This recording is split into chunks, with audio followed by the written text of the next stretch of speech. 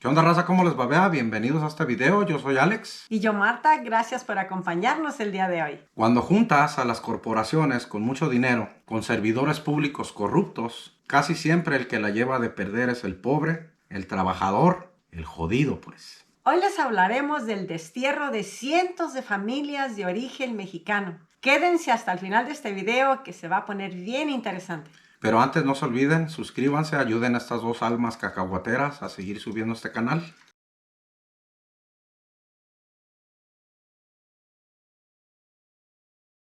En 1830, Julián Chávez llegó al área de la ciudad de Los Ángeles y compró 83 acres al noroeste de la ciudad, en una cañada muy bonita que estaba compuesta de Praderas, barrancos. el río Los Ángeles. Yep. Pero era un área bastante difícil para construir, estaba completamente rural.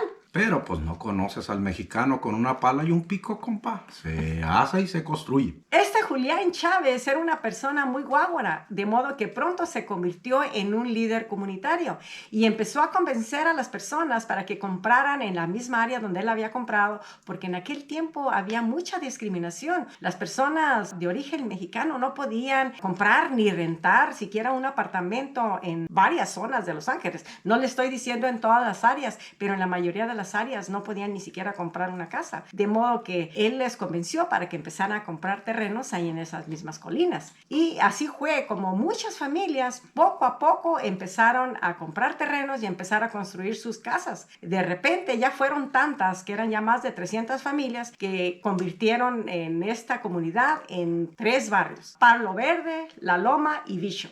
Y pues todas estas familias en esos 3 barrios pues prácticamente vivían como en el rancho. Era una vida muy tranquila porque pues por ahí cerquita pasaba el río Los Ángeles. Tenían praderas y colinas y terrenos para sembrar sus propias hortalizas. Tenían una tiendita donde todos se abastecían. Ellos mismos pues eran bastante autosuficientes. No había necesidad de que la ciudad se metiera con todo eso para poder vivir allí. Ellos vivían felices porque pues por principio de cuentas había agua por el río Los Ángeles. Así es. Tenían lugares para sembrar. Así que los hombres bajaban a la ciudad a trabajar y regresaban a su lugar. Ahí vivían felices cientos de familias. Así es, ellos tenían incluso su escuela primaria, tenían su iglesia, que era pagada por ellos mismos. Sí, ellos mismos eran autosuficientes y pagaban todo eso. La educación de sus hijos estaba allí. Y pues estas familias vivían tan felices y tan seguras en esas 3 comunidades de que dormían sin laquear la puerta. Vivían prácticamente con la puerta abierta. Todos se conocían. Hay personas que dicen que cuando vivían ahí, casi cada fin de semana era un día de fiesta.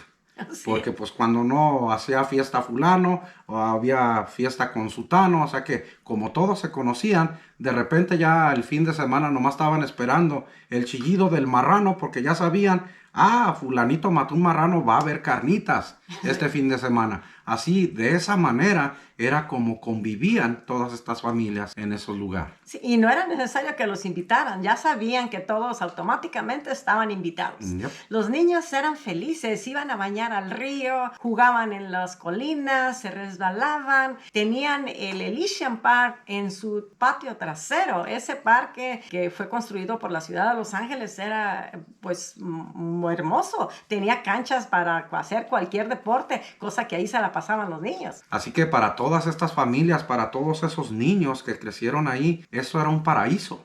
Así es, vivían muy felices al aire libre. Pero como siempre sucede, si ves a alguien feliz, a alguien no le va a gustar. Y resulta que pues de la comunidad de Los Ángeles pues empezaron a ver ese barrio que ya estaba quedando muy cerquitas del centro de Los Ángeles, porque fue creciendo la ciudad cada vez más con los años, y ya esa comunidad quedó a 2 millas del centro de Los Ángeles. De las colinas se podía ver el centro de Los Ángeles. De modo que estas gentes que vivían cerca del centro de Los Ángeles pues empezaron a poner quejas a las autoridades de Los Ángeles porque pues el barrio se veía feo, sí. El barrio les incomodaba, era un barrio pobre y pues en pocas palabras les molestaba porque pues se veía muy mal, para ellos se veía muy mal. Y pues para 1949 el gobierno federal estaba haciendo un programa en todo el país para ayudar a la gente precisamente de bajos recursos y dio dinero a todos los estados para que construyeran viviendas para ayudarlos. Y uno de ellos fue el condado de Los Ángeles. Así que ya con este incentivo que les dio el gobierno federal y ya con todos los complaints que tenían de la gente que vivían allá alrededor, pues dijeron, con este dinero vamos a hacer un proyecto para la comunidad de Chávez Rabín. Sí, que era el lugar que les molestaba tener ahí y pensaron en modernizarlo con un proyecto de viviendas. Supuestamente ese proyecto iba a ser de 10,000 casas habitación, pero iba a ser para las personas de bajos recursos. Ya, y pues ellos acomodaban ahí porque pues, simplemente las autoridades de vivienda de Los Ángeles decidieron tomar cartas en el asunto y comprar esos terrenos, amparándose en una ley de expropiación de terreno. Sí, esta ley la llaman dominio inminente, que realmente exactamente es expropiar las tierras. Se trata de comprarlas para hacer algún proyecto público para que sea de la ciudad. Para eso es que se expropian las propiedades. Y pues se suponía que este lugar iba a ser exactamente para eso, para hacer el proyecto de vivienda que el gobierno federal quería que hicieran para personas de bajos recursos. Y pues ya para 1950, las familias de estos tres barrios empezaron a recibir cartas donde les decían que tenían que vender sus propiedades porque se iba a desarrollar este proyecto. Y el encargado de desarrollarlo fue Frank Wilkinson, que era del Departamento de Vivienda. Y en esta carta se les explicaba que iban a construir casas, escuelas, iglesia, o sea, se les pintaba un panorama muy bonito. Y pues esta persona del Departamento de Vivienda contrató a ingenieros que hicieran los planos de este lugar. O sea que hicieron toda la maqueta de cómo iba a quedar todo para convencer a estas familias. Entonces estos mismos ingenieros, cuando ya terminaron los planos, iban a tocar puerta por puerta mostrándoles el proyecto a las familias para convencerlas a que vendieran sus casas. Y supuestamente les iban a pagar un precio justo, o sea que un fair market price que le llaman, que es según como estén las casas, es el precio que les iban a pagar. Pero desafortunadamente ese precio fair nunca fue un precio justo. Había familias que les pagaron por 2 casas, 3 terrenos, $6,500. Háganme ustedes el favor. Hubo otras familias que vendieron y pues con el dinero que les dieron salieron a otro lado a tratar de comprar porque ese proyecto iba a tardar muchos años y les prometieron a ellos que cuando ya ese proyecto estuviera listo, ellos iban a tener la preferencia para escoger la casa que quisieran y se las iban a vender a un precio bien barato,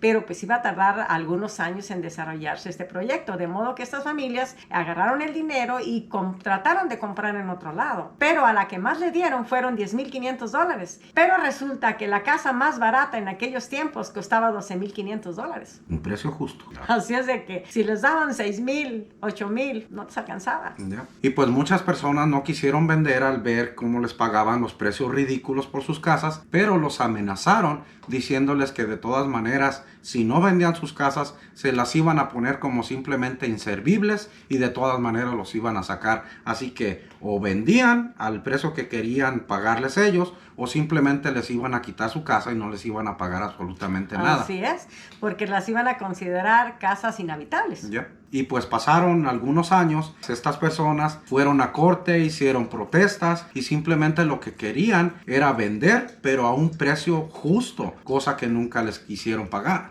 Y las fotografías que ven aquí en este video fueron tomadas por el fotógrafo Don Normark, que en 1949, buscando un buen lugar para tomar una postal de la ciudad de Los Ángeles, se topó con esta comunidad de Chávez Rabín y se maravilló de la manera que vivía la gente, muy tranquila, muy sencilla, y pues ahí se quedó tomando fotos y documentando toda la vida que él estaba viendo ahí, sin darse cuenta de que en el 49 estaba documentando en fotografías lo que un año después iba a empezar a hacer el condado de Los Ángeles en tratar de deshacerse de todas estas familias para hacer ese proyecto de viviendas. De modo que para el año 1959 ya esta comunidad estaba casi deshabitada. Quedaban algunas cuantas familias nomás viviendo ahí. Así es. Algunas de las casas las utilizaban ya el departamento de bomberos para sus prácticas porque ya estaba todo abandonado ahí.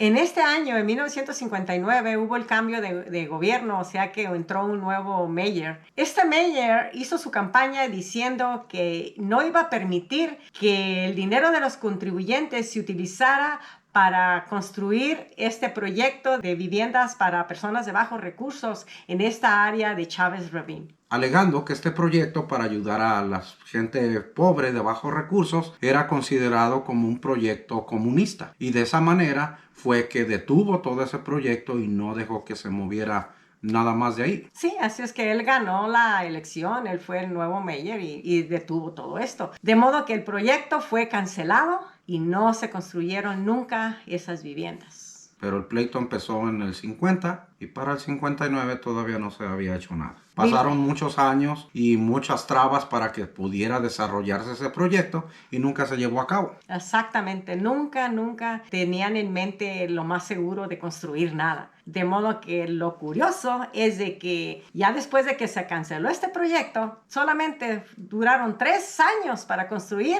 el grandioso estadio de los Dodgers. Yeah.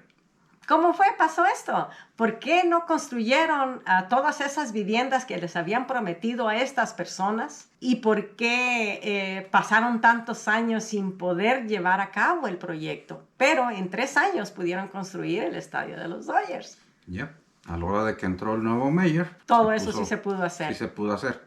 Por eso es de que decimos que cuando juntas corporaciones con mucho dinero, con servidores públicos corruptos, las cosas sí funcionan. Así y es. funcionan muy rápido, sin ninguna traba. Pero cuando se trata de ayudar a la gente de bajos recursos, no se puede. Hay muchos problemas, el tiempo no da y pues simplemente la jugarreta de los servidores públicos es a donde lleva. Así es.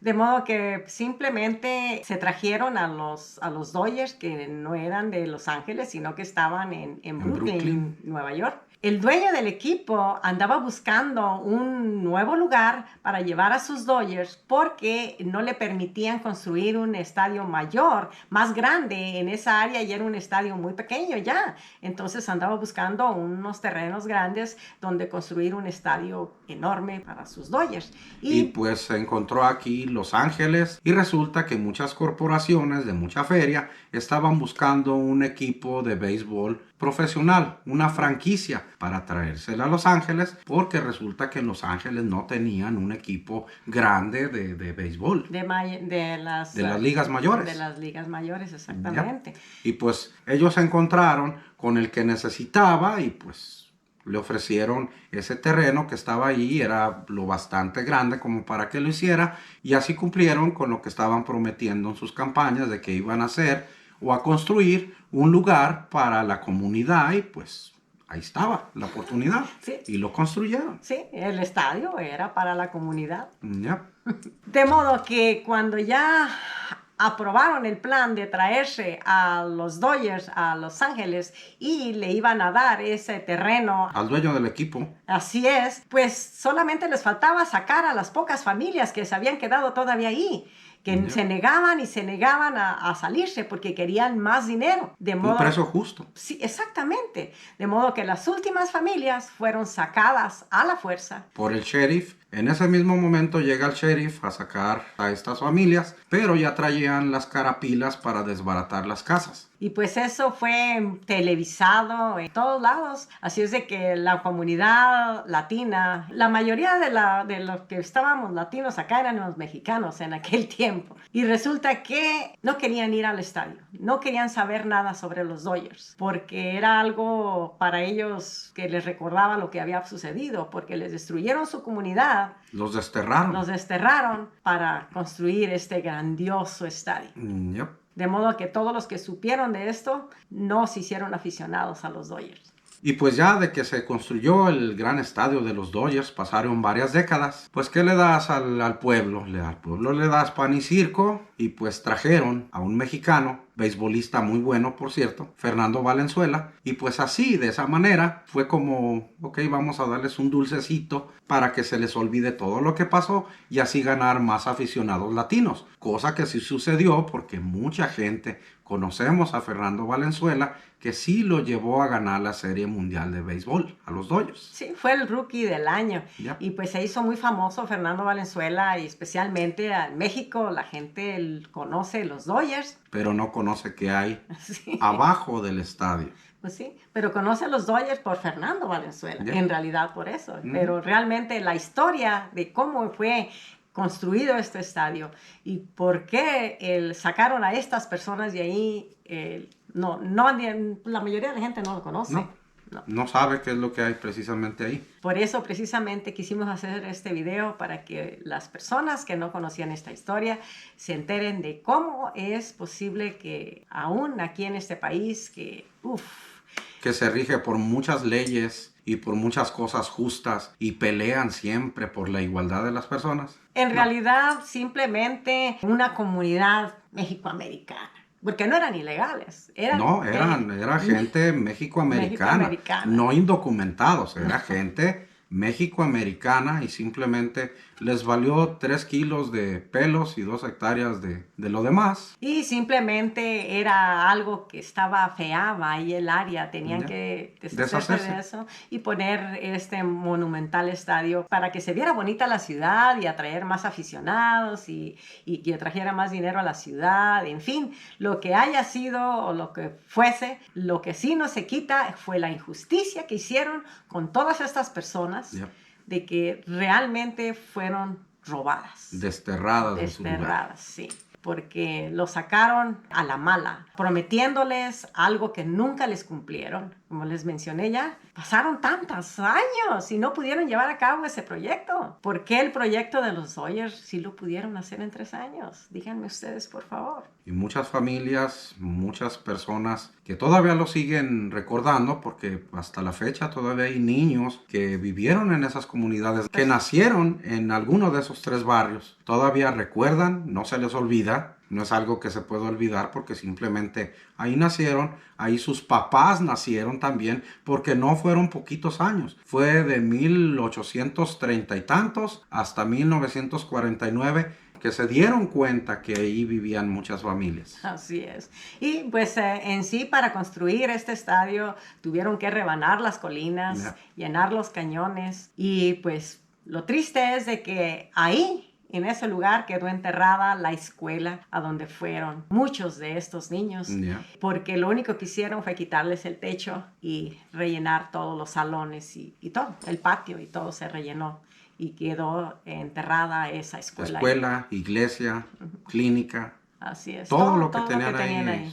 Simplemente rebanaron las colinas y lo taparon todo para ponerlo planito. Sí, y hacer un buen parking lot y el estadio para más de 50,000 aficionados, que era lo que quería la ciudad. De modo que muchas personas, todavía hasta la fecha, que todavía hay sobrevivientes de esas personas ya mayores, dicen, jamás iré a ese estadio. Dicen que si fueran a ese estadio a ver un partido de béisbol, es como si estuvieran bailando sobre las tumbas de sus antepasados. Así es. Pues gracias por habernos acompañado el día de hoy. Esperamos que esta historia haya sido algo para que muchos de ustedes se enteren de cómo es que funcionan también las leyes aquí en Estados Unidos. De que no es como miel sobre hojuelas. Así es. De modo Así que no se olviden, regálenos un like, déjenos sus comentarios qué les pareció este video, denle a la campanita para que les dé notificaciones. Y esperemos que nos sigan acompañando en los siguientes videos. Gracias otra vez. Hasta luego. Bye. Y las compa.